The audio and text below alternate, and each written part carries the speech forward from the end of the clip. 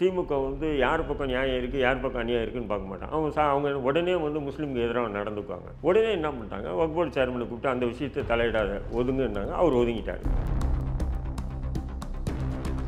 H ராஜா இந்துக்களுக்கு எதிரி திமுகன்னு சொன்ன அடுத்த நிமிஷமே அந்த விஷயத்தை நீங்கள் கைவிட்டதனுடைய விளைவு தான் இன்னைக்கு 2024 வக்ஃபு திருத்த சட்டம் கொண்டு வர காரணம் என்ற நான் இன்னைக்கு வந்து யாராவது ஒரு 50 ஏக்கர் வக்ஃபு பண்ணுறாரா? பண்ணுறது இல்லை. இன்றைக்கி பள்ளிவாசல் கூட பள்ளிவாசல்னு சொல்லி திறக்காமல் மர்கஸுகளாக திறந்துட்டு இருக்காங்க. ஏன்னா பள்ளிவாசல்னு திறந்தால் அது வக்ஃப் போர்டு கண்ட்ரோலில் போயிடுன்னு தௌஹீத் ஜமாத்தெல்லாம் பாருங்கள், மர்கஸ்ன்னு சொல்லி தான் திறப்பாங்க.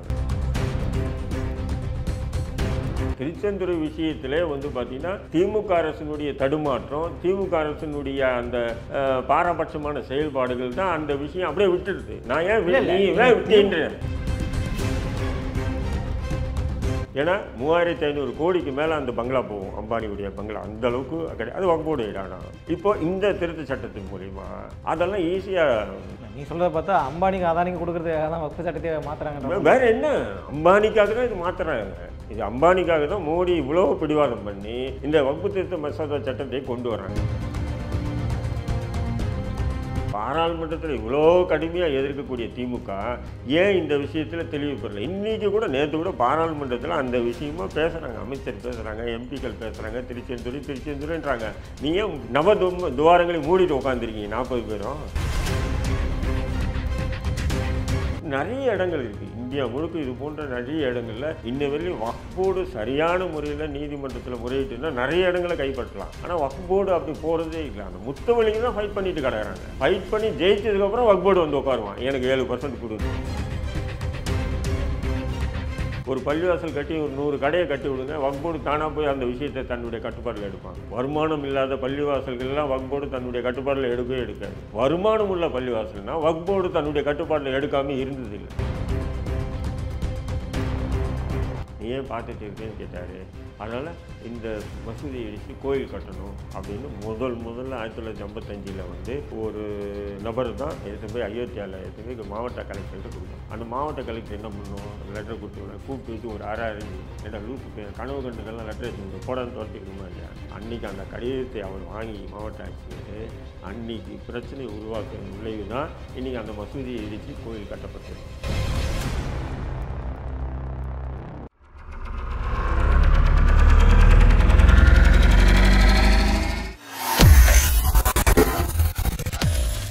வேலை வேண்டுமா? ப்ளூ ஓஷன் இருக்கிறது.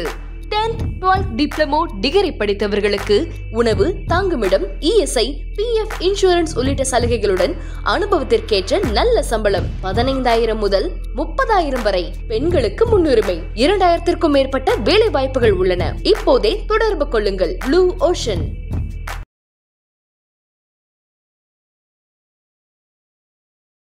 ஐத்தமிழ் நேயர்களுக்கு வணக்கம். இன்றைய நேர்காணலில் நம்மோடு இணைந்திருப்பவர் ஐஎன்எல்பி கட்சியினுடைய தலைவர் திரு தடா ரஹீம் அவர்கள். வணக்கம் சார். வாங்க. தொடர்ச்சியாக வக்ஃபு சம்பந்தப்பட்ட விவகாரம் மிகப்பெரிய அளவில் பேசு பொருளாக மாறி இருக்கிறது. முந்தா நாள் மக்களவையிலையும் நேற்று நைட்டு மாநிலங்களவையும் தாக்கல் செய்யப்பட்டு அமலுக்கு வந்து விட்டது. வக்ஃபில் வந்து நீங்களும் எதிர்க்கிறீங்கன்றது நல்லாவே தெரியும். எந்த கட்டத்தில் இது வந்து மிகப்பெரிய பிரச்சனையாக உருமாறுகிறது இஸ்லாமிய சமூகத்திற்குன்னு ஒரு கேள்வி இருக்குது. அங்கேருந்து நம்ம ஆரம்பிக்கலாம். எங்கே பிரச்சனையாக மாறுது? இல்லை, இப்போ இந்த வக்ஃபு திருத்த சட்டம் இப்போ ஏற்கனவே பார்த்தீங்கன்னா வக்ஃபு போர்டு என்பது அரசனுடைய கட்டுப்பாட்டில் இருக்கக்கூடியதான். சிஇஓலாம் வந்து பார்த்தீங்கன்னா ஒரு கலெக்டர் தான், ஒரு ஐஏஎஸ் படித்தவர் தான் சிஇஓ இருக்க முடியும், வக்ஃப் போர்டில் சிஇஓ இருக்க முடியும். மற்ற அதிகாரிகள் எல்லாமே வந்து முழுக்க அரசனுடைய கட்டுப்பாட்டில் இருக்கிறது. அப்போ ஆளுங்கட்சி எது இருக்கோ அந்த கட்சியினுடைய ஆதரவாளர்கள் யாராவது வந்து போர்டு தலைவராக இருப்பாங்க. ரெண்டாவது வந்து பார்த்தீங்கன்னா சிறுபான்மை நல பிரிவு அமைச்சர் வந்து வக்ஃப் போர்டு அமைச்சராக இருப்பாங்க. இதுதான் வந்து ஒரு செட்டப். அது அதே நேரத்தில் வந்து இந்த சொத்துக்கள் வக்ஃப் போர்டு சொத்துன்ற பார்த்தீங்களா, இது எல்லாமே வக்ஃப் போர்டு சொந்தமான சொத்துக்களான்னு சொன்னால் வக்ஃப் போர்டைய கட்டுப்பாட்டில் இருக்க தவிர வக்ஃப் போர்டு சொத்துக்கள் இல்லை. இதுதான் மெயின் பிரச்சனை.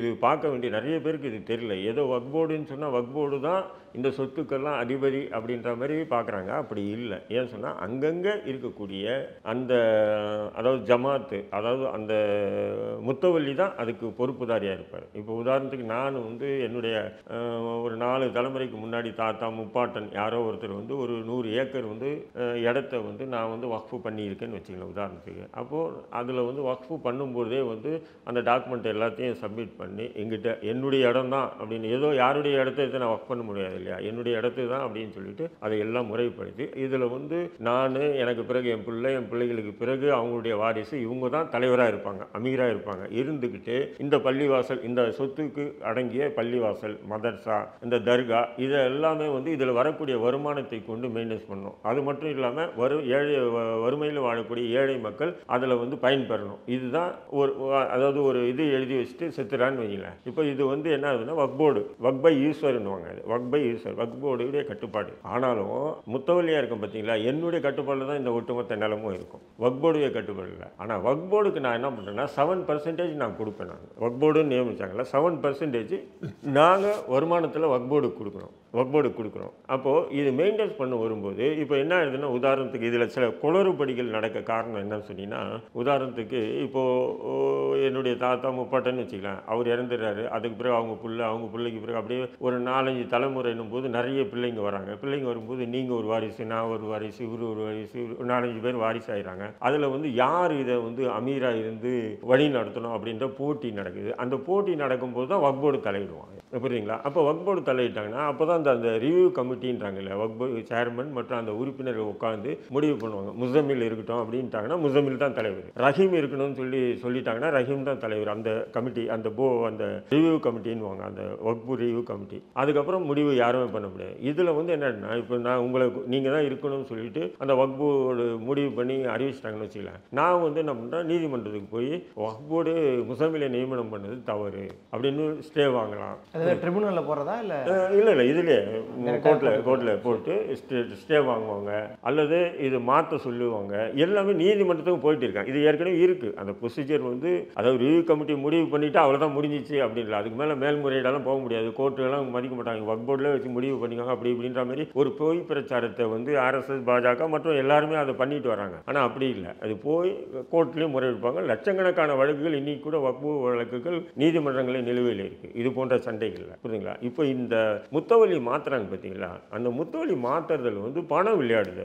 அது எப்படின்னு சொன்னால், என்னை போடுங்க அப்படின்னு சொல்லிட்டு நான் ஒரு அமௌண்ட் எடுத்து போய் வக்போர்டு சேர்மனுக்கோ அல்லது வக்போர்டில் இருக்கக்கூடிய மெம்பர்ஸுக்கு கொடுத்துட்டேன்னு சொன்னால் அவனுக்கு கூட்டமாக உட்காந்துட்டு என்ன பண்ணுவாங்க, காசு வாங்கினதுக்காக வந்து என்னையை போட்டுருவாங்க. அல்லது இன்னொருத்தன் காசு கொடுத்தான அதிகமாக அவனுக்கு போட்டுருவாங்க. இப்போ அந்த அதிகாரிகள் எல்லாருக்குமே காசை வெட்டி அந்த முத்தவல்லி ஆகிடும். இப்போ ஒன்ஸ் அப்போ அந்த டைமில் ஒரு 100 வருஷத்துக்கு முன்னாடி ஒரு 10 ஏக்கர் வந்து வக்ஃபு பண்ணியிருக்காங்கன்னு வச்சுக்கலாம். அந்த 10 ஏக்கர் இன்னுடைய வேல்யூ என்ன, இன்னைக்கு இருக்கக்கூடிய லேண்ட் வேல்யூ என்ன, பயங்கரமாக போகுது இல்லைங்களா? அப்படி இருக்கும்போது இவங்க அதனால் என்ன பண்ணுறாங்க, இதில் போட்டி பொறாமை சண்டை எல்லாமே நடந்துகிட்டு இருக்கு வக்ஃபு இது முறையாக. இப்போ இவன் புதுசாக 2024 இந்த வக்ஃப் திருத்த சட்டம் கொண்டு வரான் இல்லைங்களா, இவன் என்ன சொல்லி கொண்டு வரான்னு சொன்னீங்கன்னா இதில் தான் பிரச்சனை. அதாவது இவங்க வந்து வக்ஃப் போர்டு என்ன பண்ணுதுன்னு சொன்னால், பொதுவாக எந்த சொத்தும் இது வக்ஃபு சொத்துன்னு சொல்லிடுறாங்க. எப்படி இது வக்ஃபு சொத்து, அதோட சேர்த்து மற்றவர்களின் நிலங்களை பறிப்பதற்கூடிய வேலை இல்லை வக்ஃபுக்குன்னு சொல்லி அமித்ஷா பேசுகிறார். அப்போ நிலங்களை பறிக்கிறாங்களான்ற கேள்வி, அதை தான் சொல்கிறேன். ஏதோ வக்ஃபு சொத்துன்னு சொன்னால் அடுத்த நிலங்களை வந்து பறிக்கிற மாதிரி ஒரு இது வந்து ஒரு பிம்பத்தை உருவாக்குறாங்க. இப்போ உதாரணத்துக்கு அவங்க என்ன சொல்கிறாங்கன்னா, திருச்சிக்கு பக்கத்தில் திருச்செந்துறை கிராமம், திருச்செந்தூர் கிராமம், அந்த கிராமமே வந்து வக்ஃபு பை யூசர் அப்படின்னு சொல்கிறாங்க. இப்போ அதுக்கு என்ன பண்ணுறாங்க, அங்கே இருக்க சில பேர் வந்து அதை ஒரு போராட்டமாக நடத்துனாங்க. அது அங்கே வந்து எச் ராஜா, கடேஸ்வரன், இந்து முன்னணி போன்ற தலைவர்கள்லாம் போய் உட்காந்துட்டு நான் உங்களுக்கு துணையாக இருக்கும், இது எப்படி வக்ஃபு இடமாகும் இல்லை அப்படின்னு சொல்கிறாங்க. உடனே எச் ராஜா சொல்கிறாரு, திமுக வந்து இந்துக்களுக்கு எதிரி அப்படி இப்படின்னு சொல்லி கோஷம் போடுறாரு. உடனே திமுகவுக்கு வந்து இந்துக்கள் எதிரி திமுகன்னு சொன்னாவே திமுக வந்து யார் பக்கம் நியாயம் இருக்குது யார் பக்கம் அநியாயம் இருக்குன்னு பார்க்க மாட்டாங்க. அவங்க உடனே வந்து முஸ்லீமுக்கு எதிராக நடந்துக்குவாங்க. உடனே என்ன பண்ணிட்டாங்க, வக்ஃப் போர்டு சேர்மனை கூப்பிட்டு அந்த விஷயத்தை தலையிடாத ஒதுங்குன்னாங்க. அவர் ஒதுங்கிட்டார், முடிஞ்சிச்சிங்களா? அப்போது அந்த இடம் வந்து இப்போது இந்தியா முழுக்க அந்த விஷயத்தை தான் மேற்கோள் காட்டுறாங்க. எது திருச்செந்துறை விஷயத்தை தான் மேற்கோள் காட்டுறாங்க. இப்போ ரங்கராஜ் பாண்டியை பேசும்போது என்ன சொல்கிறாரு, ஏங்க இல்லைங்க, ராஜராஜன் சோழன் காலத்தில் கட்டின கோயிலுங்க திருச்செந்துறை கோயில், அது வக்ஃப் இடம் எப்படிங்க வரும் அப்படின்றாரு. ஆமாம், இஸ்லாம் வரதுக்கு முன்னாடியிலேருந்து அங்கே கோயில் இருக்குது அப்படின்னு சொல்கிறாரு. நான் என்ன கேட்குறேன்னா, அந்த கோயில் வந்து 5000 இல்லை 10,000 வருஷமே வச்சுக்கோ இருந்திருக்கலாம், அவன் இல்லைன்னு சொல்லலை. அந்த கோயில் என்னுடையதுன்னு சொல்ல, அந்த கோயிலை சுற்றி உள்ள இடம் தானே எந்துன்னு சொல்கிறோம். ஏன்னா அது யாரோ முன்சாமிக்கோ கந்தசாமிக்கோ யாருக்கோ ஒன்று சொந்தமாக இருக்கும். அவருடைய பண கஷ்டத்துக்கு அவர் வேறு யாருக்கோ விற்று இருப்பார். அதை வாங்கினவங்க முஸ்லீமாக இருப்பான், வாங்கி முஸ்லீம் வக்ஃபு பண்ணியிருப்பான். புரிதுங்களா? லாஜிக்காக தான், நீ லாஜிக்காக பேசுகிறேன், நானும் லாஜிக்காக தான் பேசுவேன். ஆனால் பாண்டிய போன்ற நிறைய நபர்கள் இது போன்ற ஒரு விதமான பிரச்சாரத்துக்கு. ஆனால் உண்மையில் என்ன சொன்னால், குறைஞ்சது அங்கே ஒரு 3000 ஏக்கருக்கு மேலே அந்த இடம் வந்து வக்ஃபு செய்யப்பட்ட இடம் தான். ஆனால் நில உச்சவரம்பு சட்டம் கொண்டு வந்தாங்க தெரியுமா? 1965 ஏதோ ஒரு வருஷத்தில் ஒரு நில உச்சவரம்பு சட்டம், இவ்வளோ நிலத்துக்கு மேலே இருக்கக்கூடாது. அந்த நேரத்தில் மாநில அரசு என்ன பண்ணுதுன்னு சொன்னால், சில பேருக்கு பட்டா போட்டு கொடுக்குது. எப்படி? சில பேருக்கு பட்டா போட்டு கொடுக்குது. இப்போ நிறைய பேருக்கு பட்டா போட்டு கொடுக்கல. அது ஒரு 1000 ஏக்கருக்கு மேலே பட்டா போட்டு கொடுக்கல. அப்படின்னும் போது அப்போ என்ன ஆகுதுன்னா, அந்த விஷயம்தான் அந்த கெசட்டு, அதாவது கவர்மெண்ட் கெசட்டில் அது வந்து வக்ஃப் போர்டு இடம்னு இருந்து பாருங்க. அந்த பத்திரப்பதிவுகளை கூட யாராவது இடம் விற்கணுமோ வாங்கணும் போது என்ஓசி வாங்கிட்டு வா, யார்கிட்ட? வக்ஃப் போர்டு கிட்ட என்ஓசி வாங்கிட்டு வா, இதுதான் சொன்னாங்க. இது ஏதோ யாருடைய இடத்தையே அபகரிச்சுட்டு. திருப்பூரில் கூட நீங்கள் சொல்கிற அதே கேஸ் தான். திருப்பூரில் நடந்த அந்த கிராமத்து மக்கள் கூட என் நிலம் என் பேரில் இருக்குது, பட்டா என் பேரில் இருக்குது, நான் எதுக்கு போய் வக்ஃபில் போய் வாங்கணும், ஏன் தேவையில்லாத எங்களுக்கு வேலைன்ற மாதிரி தான் அவங்க பிரச்சனை பண்ணாங்க. அதுவும் ஒரு காரணமாக அவங்க சொன்னாங்க. அப்படின்னு பார்க்கும்போது இப்போ இவங்க சொல்கிறதெல்லாம் கரெக்டாக தானே இருக்குது. யாரோ ஒருத்தர் நிலங்களை அபகரிக்கிற வேலையை தானே பண்ணுறாங்கன்ற மாதிரி ஒரு குற்றச்சாட்டு வைக்கிறாங்க. அதுதான் நான் சொல்கிறேம்மா. இப்போ திருச்செந்துறை விஷயமே வந்து தமிழக அரசு ஒரு குழு ஒன்று நியமனம் பண்ணி, இது உண்மையிலே அந்த திருச்செந்துறை கிராமம் வக்ஃப் இடம்னு சொல்லி வந்திருக்க, இது வக்ஃப் இடமா இல்லை எப்படி இது மாறிச்சுன்று ஒரு குழு வந்து திமுக அரசு நியமனம் பண்ணியிருக்கோம். அந்த குழு நியமனம் பண்ணி அந்த குழு விசாரணை பண்ணி விசாரணைக்கு பிறகு அதை நீதிமன்றம் மூலியமாக தீர்வு ஏற்படுத்தியிருந்தாங்கன்னா உண்மையிலே அது வந்து வக்ஃப் போர்டு இடம் இருந்துன்னு வச்சுக்கலாம். உதாரணத்துக்கு வக்ஃப் போர்டு இடம் இருந்துன்னு சொன்னால் அதை கைப்பற்றி இருக்கணும் திமுக. புரியுதுங்க? வக்ஃப் போர்டு இடம் தான் அழித்து அந்த விதமாக சொல்லிக்கணும். இல்லைன்னா அது வக்ஃப் போர்டு இடம் இல்லை, அதிகாரிகளுடைய சில தவறுகளால் அந்த இது வந்து இப்படி மாறிச்சுன்னு சொல்லி அந்த சம்பந்தப்பட்ட அதிகாரிகள் மீது நடவடிக்கை எடுத்துக்கணும். புரியுதுங்களா இல்லையா உங்களுக்கு? அப்போ எதுவுமே செய்யாமல் எச் ராஜா இந்துக்களுக்கு எதிரி திமுகன்னு சொன்ன அடுத்த நிமிஷமே அந்த விஷயத்தை நீங்கள் கைவிட்டதனுடைய விளைவு தான் இன்னைக்கு 2024 வக்ஃபு திருத்த சட்டம் கொண்டு வர காரணம் என்று நான் மேற்கோள் காட்டுறான். பாராளுமன்றத்தில் திருச்செந்துறை விஷயத்தை நல்லா புரிஞ்சுக்கணும், மேற்கோள் காட்டுறான். அப்படி இருக்கும்போது வக்ஃபு வந்து வக்ஃப் போர்டு வந்து இந்த இடம் எந்து இந்த இடம் எந்துன்னு யாருமே சொல்ல முடியாதுங்க.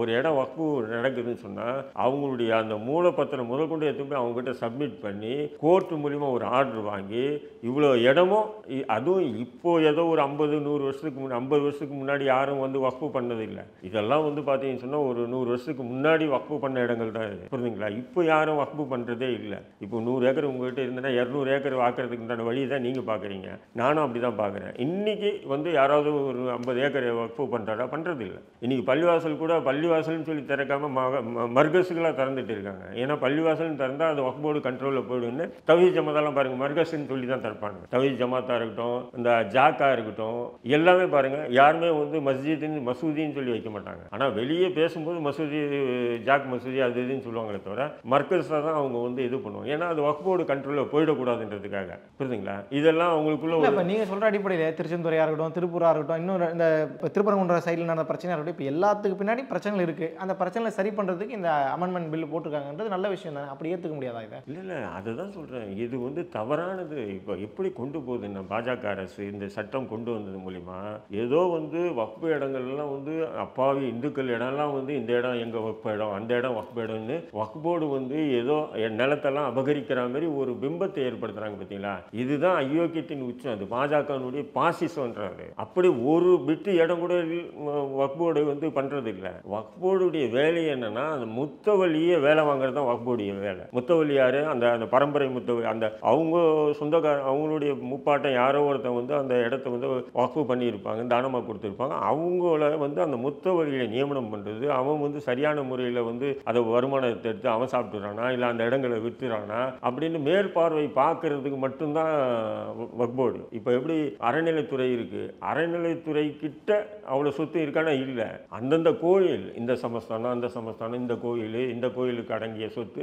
அங்கங்கே இருக்கக்கூடிய அந்த தலைவர்கள் தான் அதை மெயின்டைன்ஸ் பண்ணுவாங்க. ஆனால் ஒட்டுமொத்தமாக மெயின்டைன்ஸ் பண்ணுறது யார்? அறநிலைத்துறை. அதேமாரி தான் அங்கங்கே இருக்கக்கூடிய முத்தவழிகளை மெயின்டைன்ஸ் பண்ணுற வேலை மட்டும்தான் வக்ஃப் போர்டு தலைவர்கள், வக்ஃப் போர்டு. அப்படி இருக்கும்போது இதில் எப்படி அடுத்தவன் சொத்தை அபகரிக்க முடியுன்ற திருச்செந்துறை விஷயத்தில் வந்து பார்த்தீங்கன்னா திமுக அரசினுடைய தடுமாற்றம், திமுக அரசினுடைய அந்த பாரபட்சமான செயல்பாடுகள் தான் அந்த விஷயம் அப்படியே விட்டுடுது. நான் ஏன் இல்ல, இல்ல, நீ நீங்க ஏன் விட்டேன்றேன். இல்லை திமுகவை நீங்கள் காரணம் காட்டினா அப்போ இந்தியா ஃபுல்லாக வக்ஃபு சொத்து இருக்குல்ல, அது ஏன் திமுக மட்டும் காரணம்? பிரச்சனை இங்கே ஒரு பிரச்சனை நடந்துக்கின்ற ஒரு எக்ஸாம்பிளாக தான் காட்டுறாங்க அவங்க. ஒரு தமிழ்நாட்டை மையப்படுத்தியே வக்ஃபு சட்டத்தை கொண்டு வந்துட்டாங்களா என்ன? சட்டம் கொண்டு வரணும்னு சொல்லியிருக்கேன். நீங்கள் பார்லிமெண்ட்ல பார்த்தீங்களா? மென்ஷன் பண்ணியிருக்காங்க, இல்லைன்னு சொல்லலை.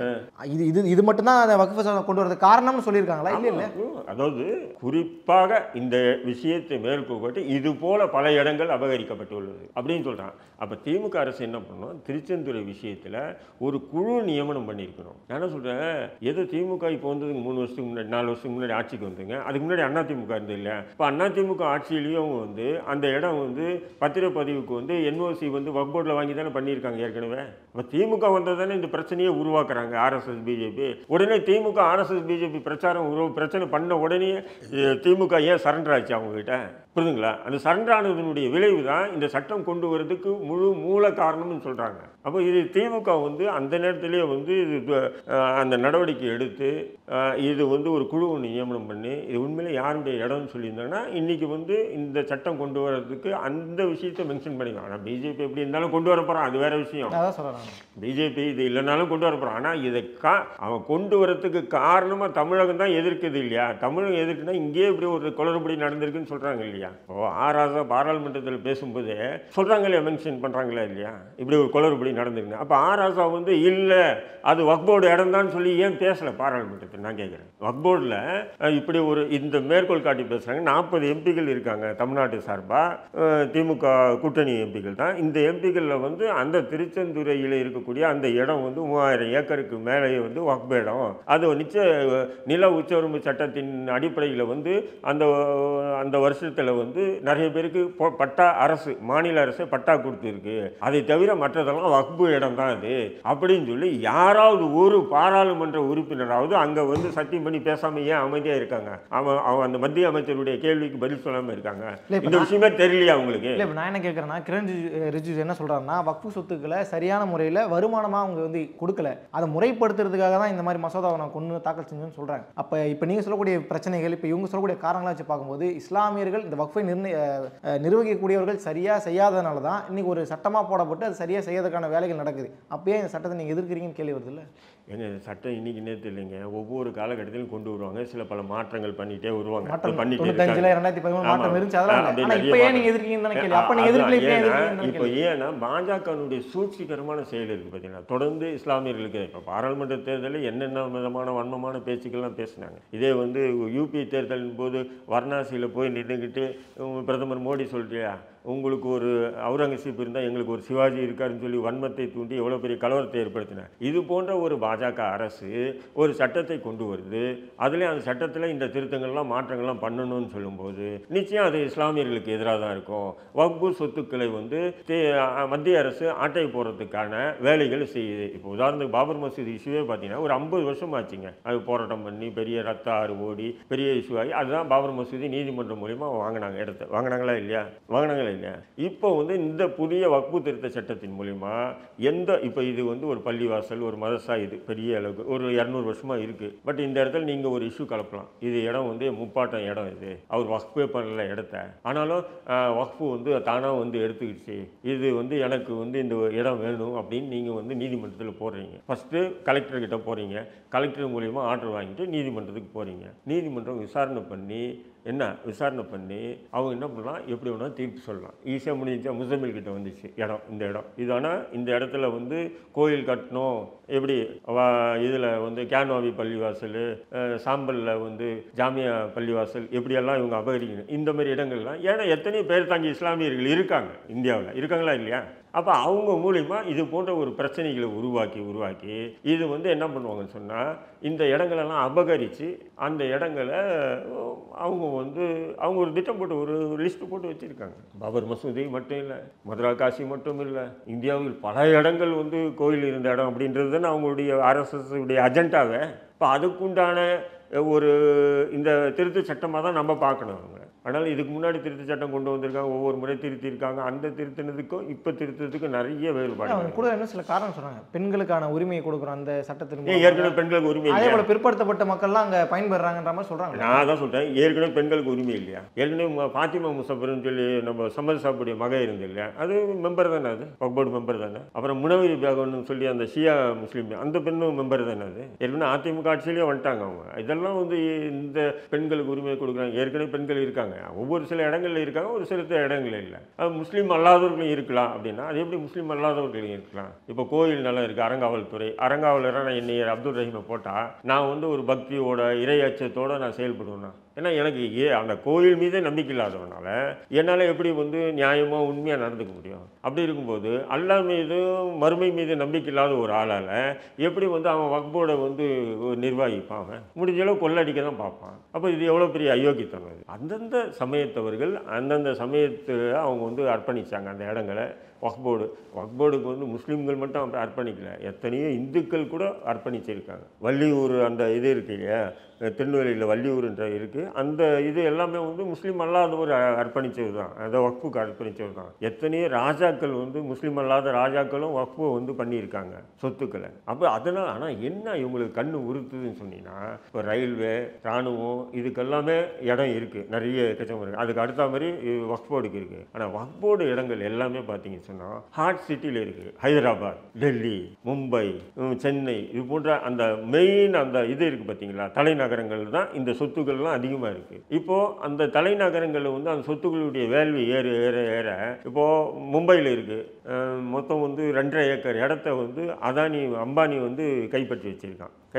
அது சம்பந்தமாக வழக்கு நடந்தது. கீழ்கோர்ட்டில் வந்து அம்பானிக்கு எதிராக தான் தீர்ப்பு வந்தது, ஹைகோர்ட்லேயும் அம்பானிக்கு எதிராக தான் தீர்ப்பு வந்தது. இப்போ சுப்ரீம் கோர்ட் போயிருக்காங்க, புரியுதுங்களா? அது வக்ஃப் போர்டு இடம் தான் சொல்லிட்டு ஃபைட் பண்ணுறாங்க. அம்பானிக்கு எதிராக தீர்ப்பு வந்திருக்குன்னு சொன்னால் அப்போ எந்த அளவுக்கு ஆவணங்களை அவங்க நீதிமன்றத்தில் சமர்ப்பிச்சிருப்பாங்க கொஞ்சம் யோசனை பண்ணி பாருங்கள். மும்பையில் ஏன்னா 3500 கோடிக்கு மேலே அந்த பங்களா போகும், அம்பானியுடைய பங்களா அந்த அளவுக்கு கிடையாது. அது வக்ஃப் போர்டு இடம். இப்போ இந்த திருத்த சட்டத்தின் மூலிமா அதெல்லாம் ஈஸியாக நீ சொல்கிறத பார்த்தா அம்பானிக்கு அதானிக்கு கொடுக்குறதுக்காக தான் வக்ஃப் சட்டத்தை மாற்றுறாங்க. வேற என்ன, அம்பானிக்காக தான் இது மாற்றுறாங்க. இது அம்பானிக்காக தான் மோடி இவ்வளோ பிடிவாதம் பண்ணி இந்த வக்ஃப் திருத்த மசோதா சட்டத்தை கொண்டு வராங்க. ஏன்னு சொன்னால் இப்போ அந்த இடம் வந்து இவங்களுக்குன்னு உரிமை கொண்டாடுறாங்க, இது தவறு, பொய், புரியுதுங்களா உங்களுக்கு? ஏன்னா அது அம்பானின்னு சொல்லி இஷ்யூ பண்ணால் அது பெரிய அளவுக்கு வேற மாதிரியாக போயிடுவோம். எப்படி பார்த்தாலும் அந்த நீங்கள் சொல்கிற அந்த 2.5 ஏக்கர் 3 ஏக்கர் இடம் கெசட்டில் வக்ஃப் இடம்ன்றது புருவாகி தானே இருக்கும். அது எப்படி அவங்க போய் மாற்றி இந்த சட்டத்தின் மூலமாக எப்படி மாற்றி கொடுத்துட முடியும்? இப்போ திருச்செந்துறை விஷயத்தை எப்படி மாற்றினாங்க நான் கேட்குறேன் உங்களுக்கு. கெசட்டில் இருக்கா இல்லையா? திருச்செந்துறை விஷயம் கெசட்டில் இருக்குது. இப்போ இவங்க என்ன அப்படின்னு சொன்னீங்கன்னா அதான் அந்த நில உச்சவரம்பு சட்டத்தின் அடிப்படையில் யார்கிட்டையும் அதிகமான நிலம் இருக்கக்கூடாதுன்றதுக்காக அது கொஞ்சம் நிலம் வந்து தனியாருக்கு வந்து அரசாங்கமே வந்து பட்டா போட்டு கொடுத்துருக்கு. மீதி நிலம் வக்ஃப் போர்டு நிலம் தானே. அதில் வந்து கிராமமே அப்படின்னு சொல்லி மென்ஷன் பண்ணியிருக்கு. என்னென்னா திருச்செந்துறை கிராமமே என்ன. இப்போது நீங்கள் வந்து ஒரு 1980 வாக்கில் சென்னை அப்படின்னு சொன்னால் மவுண்ட் ரோடு சுற்றி இதுதான் சென்னை. இன்றைக்கி வந்து நீங்கள் திண்டிவனம் வரையும் சென்னை இருக்கா இல்லையா? அப்போ சென்னை முழுக்க அப்படின்னா இதுனா அநியாயம் இல்லையா?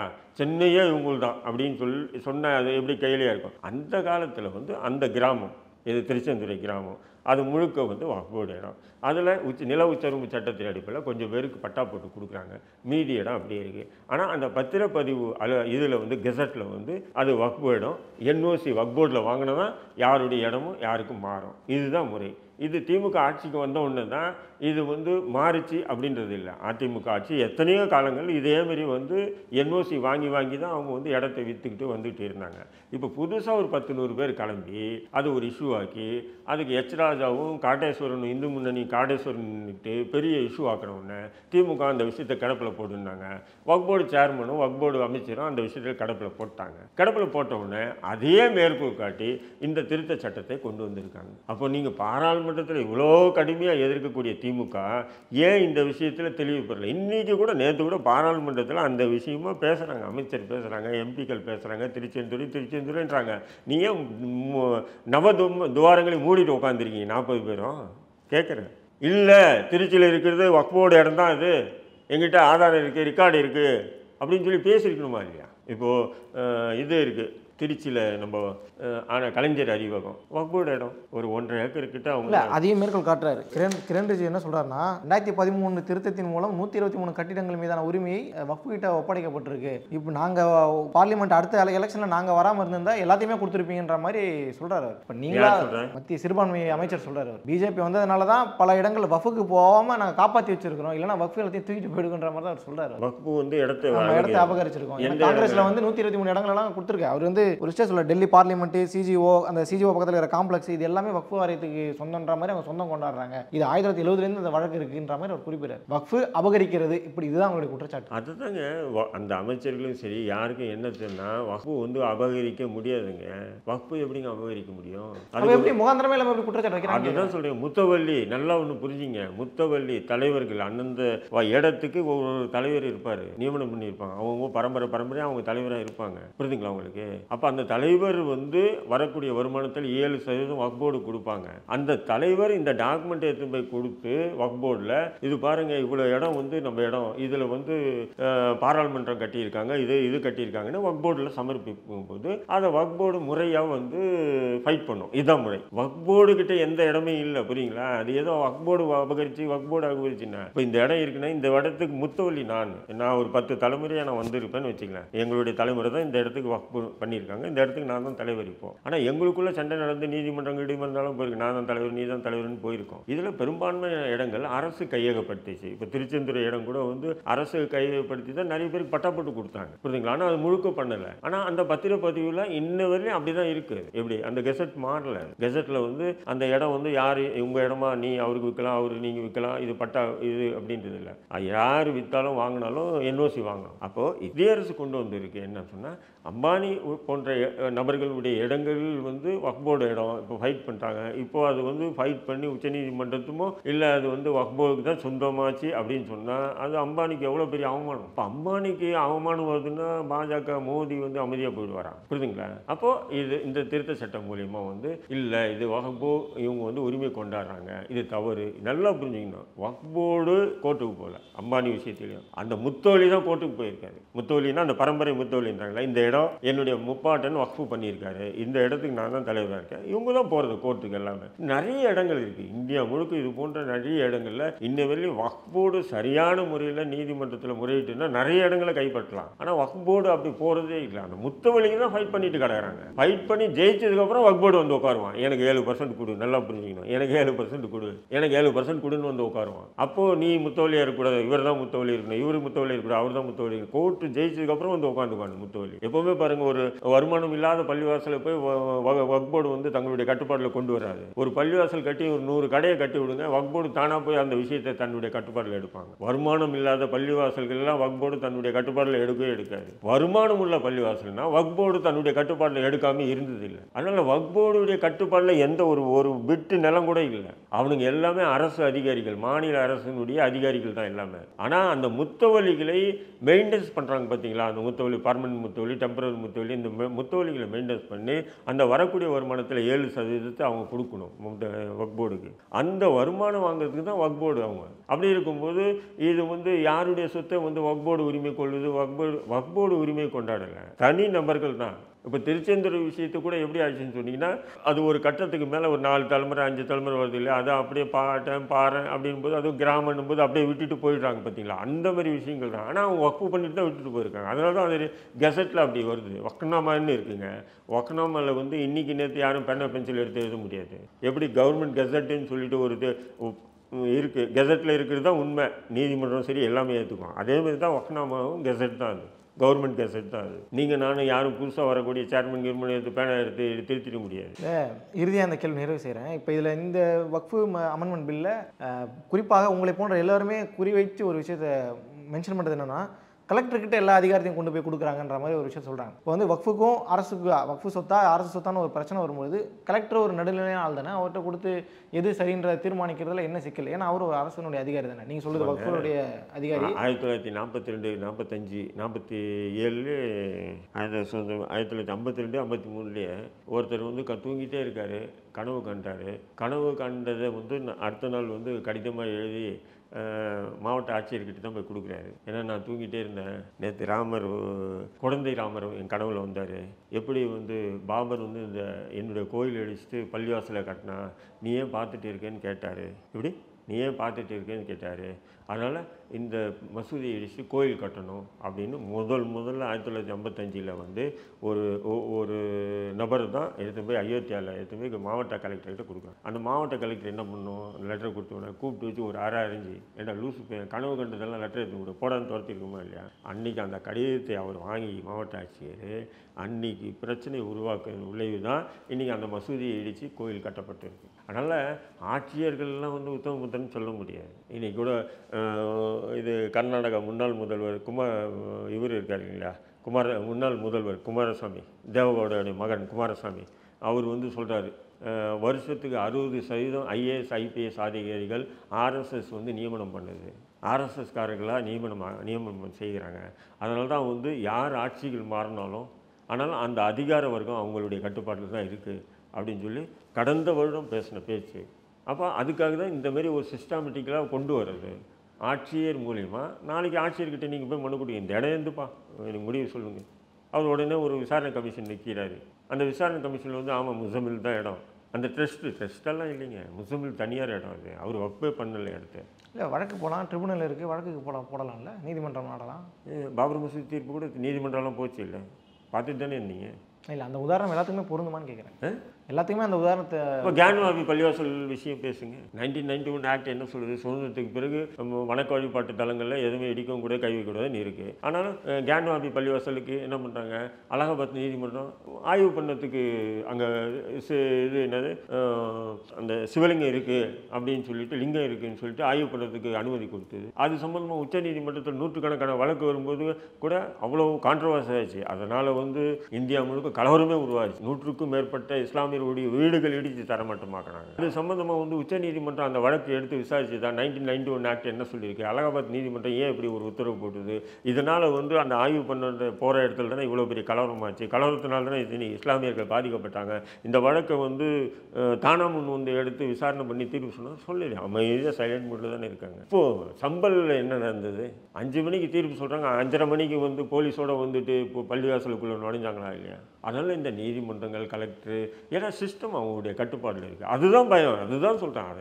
பாஜக கொண்டு வரக்கூடிய இந்த இதுக்கு அரசு கொண்டு வரக்கூடிய இந்த சட்ட திட்டம் வந்து இது இஸ்லாமியர்களுக்கு எதிரானது அப்படின்னு சொல்லக்கூடிய கண்ணு மூடி சொல்கிறோன்னு சொன்னால் இதில் வந்து சூழ்ச்சிகளோடு தான் இது செயல்படும். கிட்டத்தட்ட எப்படி பார்த்தாலும் அவங்க கணக்குப்படி அவங்க ஆட்கள் தான் நியமிப்பாங்க, அவங்களுக்கு சாதகமாக தான் அங்கே சாதாரண தீர்ப்புகள் வரும். கிட்டத்தட்ட 2 பக்கம் இருக்கக்கூடிய நுணுக்கமான விஷயங்களை நீங்கள் பகிர்ந்துருக்கீங்க, மக்கள்கிட்ட கொண்டு போய் சேர்க்கலாம், மக்கள் தெளிவடையட்டும். ரொம்ப நன்றி.